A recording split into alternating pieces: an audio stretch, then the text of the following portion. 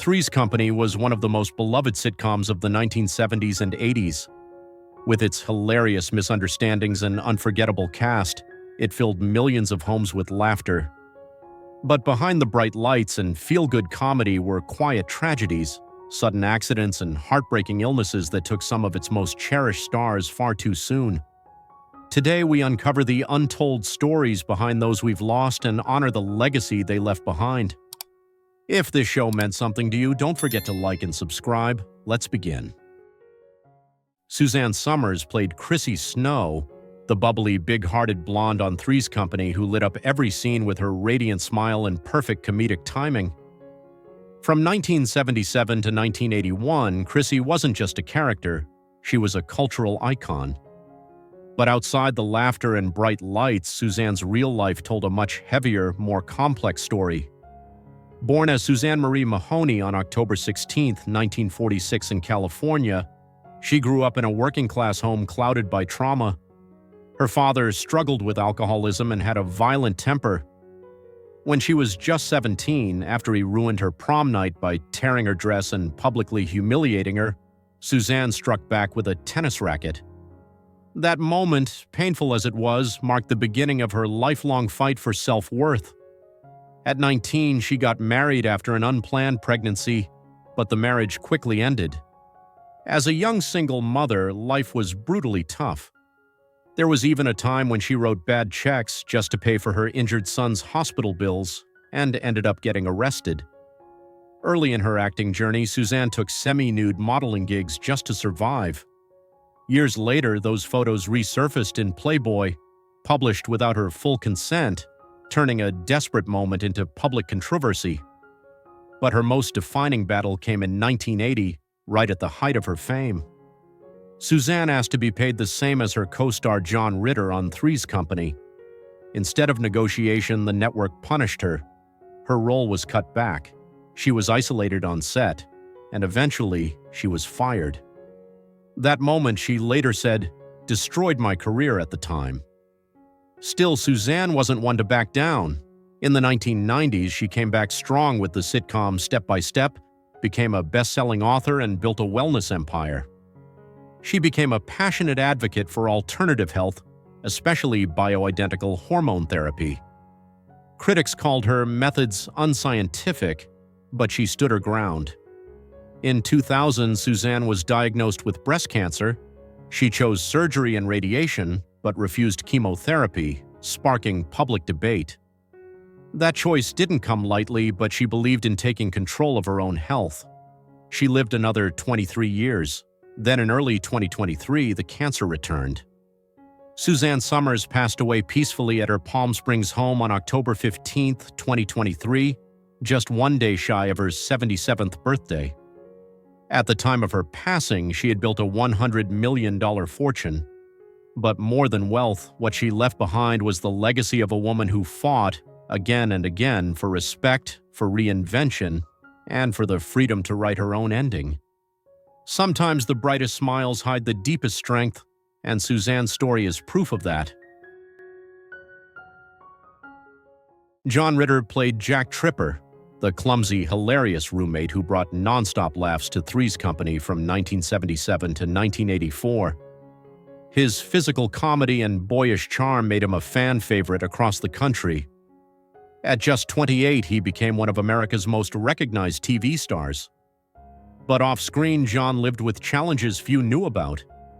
He was born with coloboma, a rare defect in his right eye that limited his vision. Despite that, he pursued acting with determination, never letting it slow him down. He studied drama in college and built a name for himself through sheer talent and relentless hard work. John married actress Nancy Morgan and had 3 children, including Jason Ritter, who would later follow in his father's footsteps. But fame took its toll. After nearly 20 years, the marriage ended, strained by long work hours and life under the spotlight. Then came the tragedy. On September 11, 2003, while filming an episode of 8 Simple Rules, John suddenly collapsed on set with intense chest pain. Doctors rushed to treat what they thought was a heart attack, but it wasn't. Hours later, they discovered the real cause, an aortic dissection, a tear in the inner layer of the aorta, often mistaken for a heart attack and often deadly without early diagnosis. Despite surgery, it was too late. John died that same night at 10:48 p.m. He was just 54, only 6 days away from his 55th birthday. His sudden death stunned the world. Longtime co-star Joyce DeWitt said, "John was impossible not to love. He had the rare gift of making people feel seen, even in silence." The show dedicated its final episodes to him, and its entire direction changed after his passing. At the time of his passing, John Ritter's net worth was estimated at $20 million, a reflection of his heart, his humor, and a career devoted to making people laugh, even when life off-screen was anything but funny. Don Knotts played Ralph Furley, the flashy, eccentric landlord who burst onto the screen with loud outfits, awkward confidence, and over-the-top expressions. From 1979 to 1984, he brought a whole new energy to the show and won over an entire new generation of fans. But Don was already a household name long before that. Back in the 1960s, he made TV history as Barney Fife on The Andy Griffith Show, a role that earned him 5 Emmy Awards and secured his spot as one of television's all-time comedic greats. Still, behind the laughter, Don's personal story was marked by pain. He was born Jesse Donald Knotts on July 21, 1924 in Morgantown, West Virginia. His childhood was shaped by poverty and fear. Don's father struggled with schizophrenia and at times became threatening. As a boy, Don was shy and withdrawn, often coping in silence. When his father died, Don was just 13, and the emotional scars from that loss stayed with him for life. Throughout adulthood, Don battled anxiety and depression. These internal struggles took a toll on his relationships. He married twice, but both ended in divorce. Friends called him a ladies' man, but in truth, Don never found lasting love. He made people laugh on screen, but often felt isolated when the cameras stopped rolling. In his later years, his health declined. Don faced lung cancer, pneumonia, and vision loss caused by macular degeneration. Still, he kept showing up for his fans, lending his voice to animated movies like Chicken Little and Air Buddies. Even in the hospital, Don never stopped joking. His daughter Karen once said, "He kept cracking jokes even in the hospital. That's just who he was, always making people laugh no matter what." Don Knotts passed away peacefully on February 24, 2006, at Cedars-Sinai Medical Center in Los Angeles. He was 81. At the time of his death, his net worth was estimated at $20 million, a career built not just on comedy but on quiet strength and the ability to bring joy even in the face of personal hardship. Behind the big laughs was a gentleman who carried deep pain but still gave the world his smile. Audrey Lindley played Helen Roper, the sharp-tongued, quick-witted wife with big hair, bold robes, and even bolder one-liners. Helen wasn't just funny, she was quietly heartbroken, stuck in a lifeless marriage, always craving attention she never got, but never losing her spark. Audrey joined the show in 1977 at age 59 and turned Helen into one of the most unexpectedly relatable characters on television. She wasn't just comic relief. Helen Roper was layered, part sass, part sorrow, and all heart. And audiences felt that. In 1979, Audrey was nominated for a Golden Globe for Best Actress in a Comedy Series, proof that even in a sitcom full of chaos, her honesty stood out. Audrey's own story had its share of struggles too. She was born on September 24, 1918 in Los Angeles. Her early acting career paused so she could raise 5 children. Then in 1970, life hit hard. Her first husband, Hardy Ulm, passed away, leaving her a single mom. She later married actor James Whitmore, but that relationship ended in divorce in 1979, the same year she left the Ropers. Her big break came late in life, but she made it count. After Three's Company, Audrey kept working steadily, appearing in shows and films, including a touching role as Sybil Shepherd's mother on Sybil. Many of her later characters were quiet, sad, or overlooked, just like parts of Audrey's real life. In her late 70s, she was diagnosed with leukemia. Even then, she didn't stop. She was preparing to shoot a new episode of Sybil when her health took a sudden turn. Audrey was hospitalized and never made it back to set. She passed away on October 16, 1997, at the age of 79. Her ashes were laid to rest beside her parents in Santa Monica. At the time of her death, her net worth was estimated at $3 million. Not a fortune, but enough to show what decades of dedication, talent, and quiet strength can build. Audrey Lindley didn't just play Helen Roper, she made her unforgettable, and in doing so left a piece of herself with every laugh, every sigh, and every line delivered with just the right amount of bite. Norman Fell played Stanley Roper, the grumpy, bumbling landlord who shuffled around with a scowl on his face and a comeback always ready. With his deadpan sarcasm, awkward energy, and hilarious fear of his wife's affection, Stanley Roper became the kind of character you couldn't forget. Even when he wasn't trying to be noticed, you always noticed him.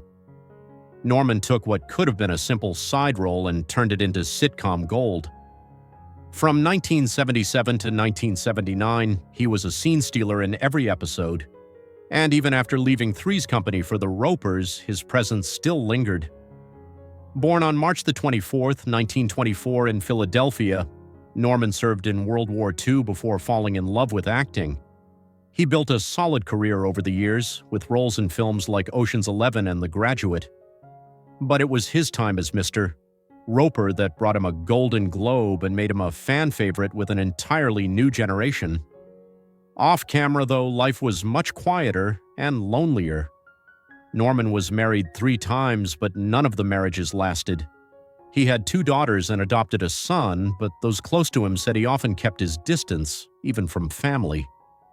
One colleague once said, "Norman made the whole country laugh, but sometimes it felt like he wasn't laughing with us." In late 1998, things took a turn. On Thanksgiving Day, he couldn't get out of bed.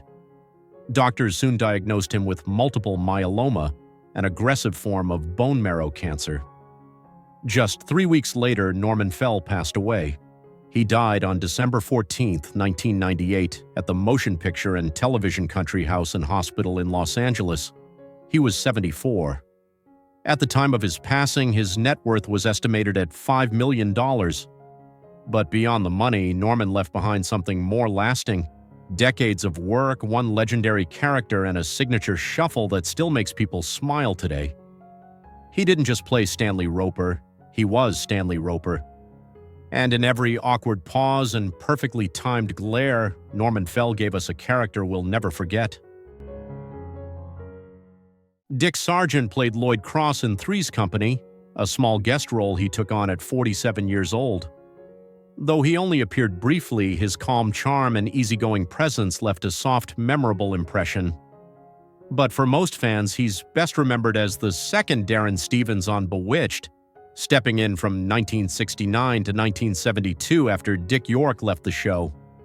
Born Richard Stanford Cox on April 19, 1930 in California, Dick grew up with a gentle nature and a quiet wit that made him easy to love both on and off screen. By the 1970s, his face was a familiar one on TV, showing up in sitcoms and dramas with that signature warm smile. But while audiences saw the friendly actor, few realized the grief he quietly carried behind the scenes. For more than 2 decades, Dick shared his life with a longtime partner. They kept their relationship private, away from the spotlight. Then in 1979, tragedy struck. His partner died suddenly from a brain hemorrhage. The loss hit Dick hard. He fell into a deep depression but chose to keep working and stayed involved in charity work, pouring his energy into helping others. In 1991, long before it was common or safe for celebrities to come out, Dick Sargent did just that. He publicly shared that he was gay, saying, "I'm a retroactive role model." He wanted to give young people someone to look up to, someone who could say, "You're not alone." It was a bold move at the time, and though it drew both praise and criticism, it became one of the most defining moments of his life. Just a few years earlier, in 1989, Dick was diagnosed with prostate cancer. He fought hard, undergoing treatment while continuing to appear at events and support LGBTQ+ causes. But by early 1994, his health had declined significantly. Dick Sargent passed away on July 8, 1994, at the age of 64. He was cremated in a quiet private service.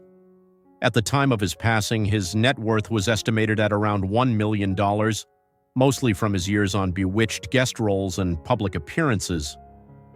But beyond money, Dick left behind something far more valuable: a legacy of kindness, strength in silence, and the courage to live his truth in a time when few dared.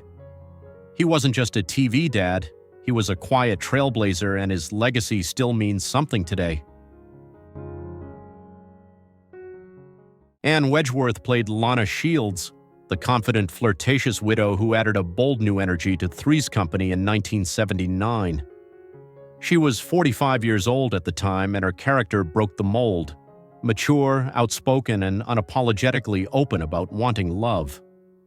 Anne was born on January 21, 1934, in Texas. She began her career in theater and later won a Tony Award in 1978, just a year before joining Three's Company. Despite her stage success, her time on the show was short-lived. After only 9 episodes, her character vanished. Years later, she revealed she had asked to be released when writers started pushing her into the background. Off-screen, her personal life was mostly private. Her first marriage to actor Rip Torn ended after 6 years and 1 daughter. She later married director Ernie Martin and had another child. While she avoided public scandal, her professional life often involved silent frustrations. In the following years, Anne took on supporting roles, mothers, aunts, and older women, with quiet brilliance. But a long-term illness, which she never disclosed publicly, forced her to step away from acting.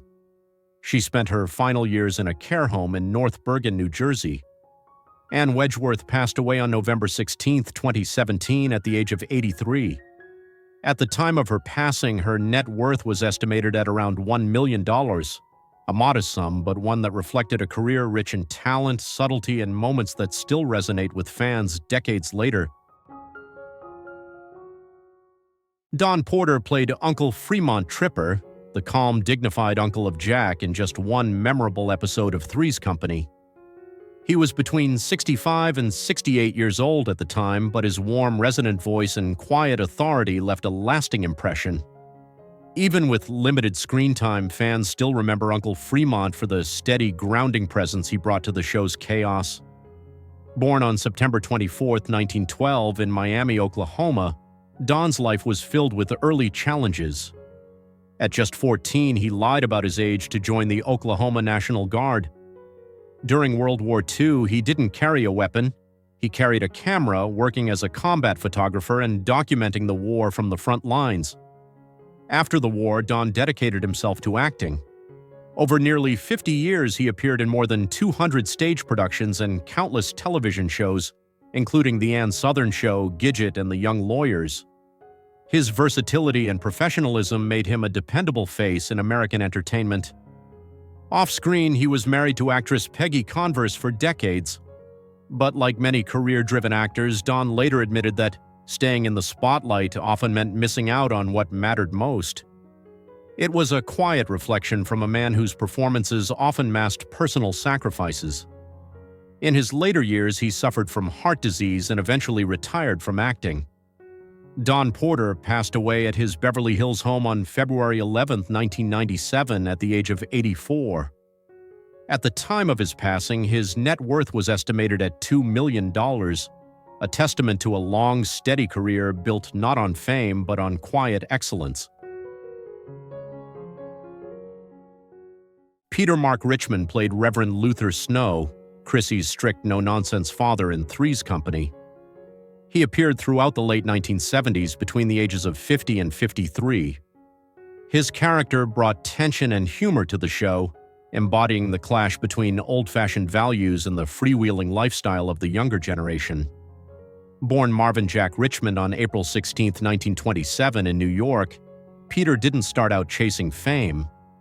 After his father passed away when he was just 16, he followed his brother's advice and studied to become a pharmacist. But the stage called to him. He eventually left medicine behind for the arts and never looked back. His career spanned over 5 decades. Peter appeared in more than 130 roles across film, television, and Broadway. Though he never became a headliner, he was a dependable character actor seen in classics like Dynasty, Santa Barbara, Star Trek, The Next Generation, The Twilight Zone, Seinfeld, and even Batman 1960s. His calm intensity and intellectual air made him a go-to for judges, doctors, and stern father figures. Off-camera, Peter lived a life almost untouched by scandal. He married actress Helen Landis in 1953, and they stayed together for nearly 70 years, raising 5 children, including acclaimed conductor Lucas Richmond. He was known for his quiet wisdom, love for writing scripts, and long conversations about philosophy and the arts with close friends. As he aged, he stepped out of the spotlight due to heart issues and general health decline, but his mind remained sharp until the end. Peter Mark Richmond passed away on January 14, 2021 in Woodland Hills, California, at the age of 93. At the time of his passing, his net worth was estimated at around $1 million, a modest figure that reflected not just his long career, but the dignified and thoughtful way he lived his life. Robert Manden played James Bradford, the wealthy conservative father who strongly disapproved of his daughter's relationship with Jack Tripper in Three's a Crowd, 1984. At 52 years old, he portrayed a man of rigid principles, often clashing with Jack's easygoing, chaotic charm.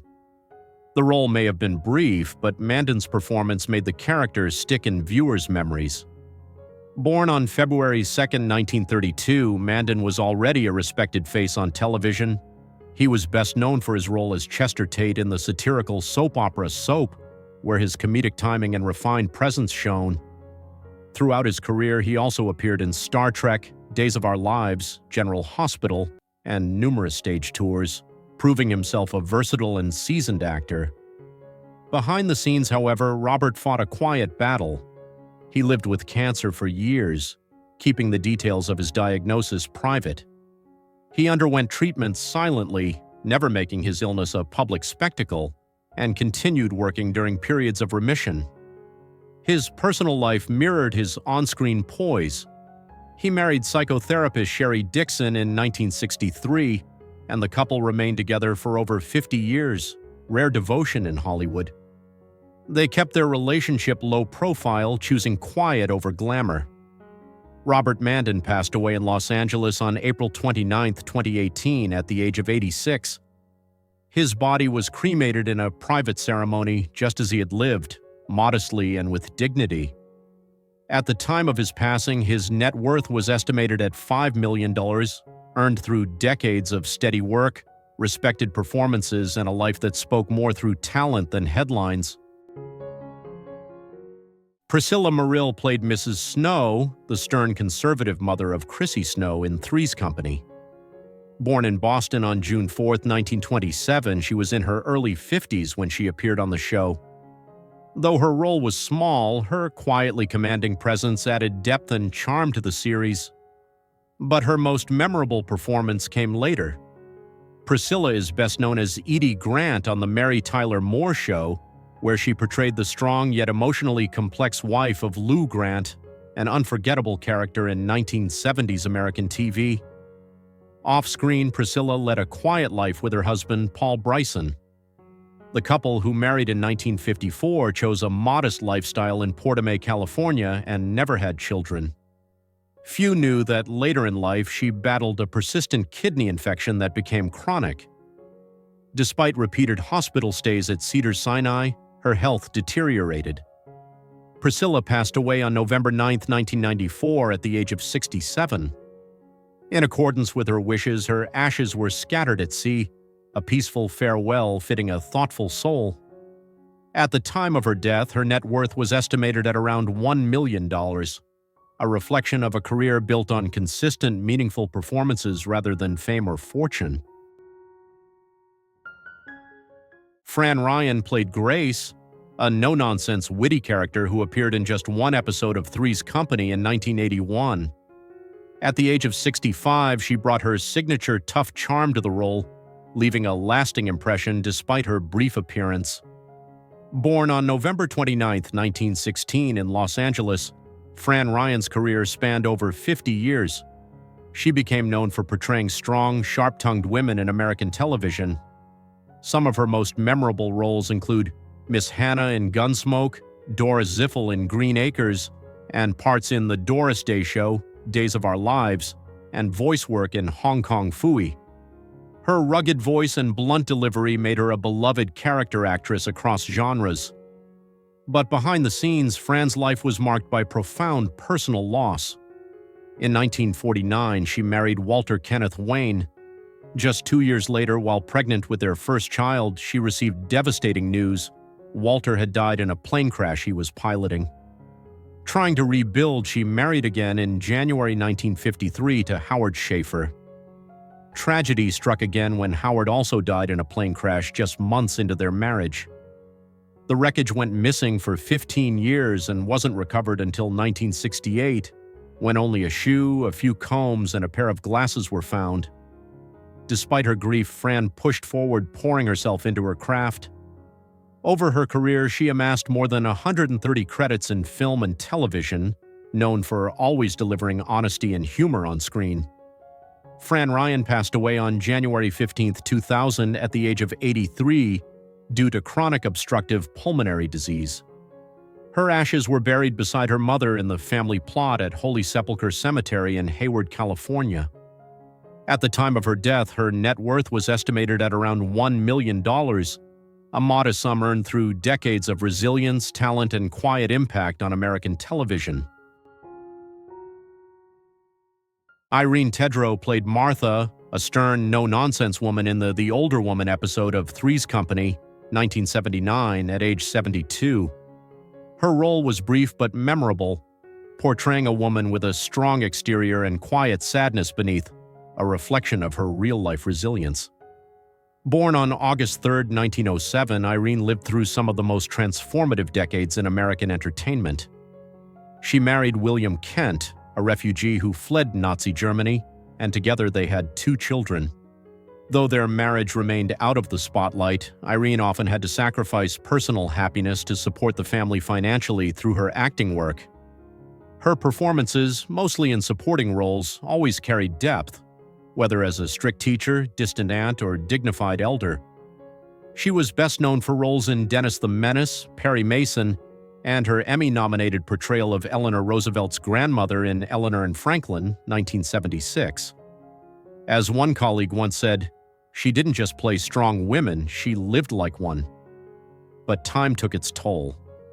In 1989, Irene suffered a severe stroke that ended her career.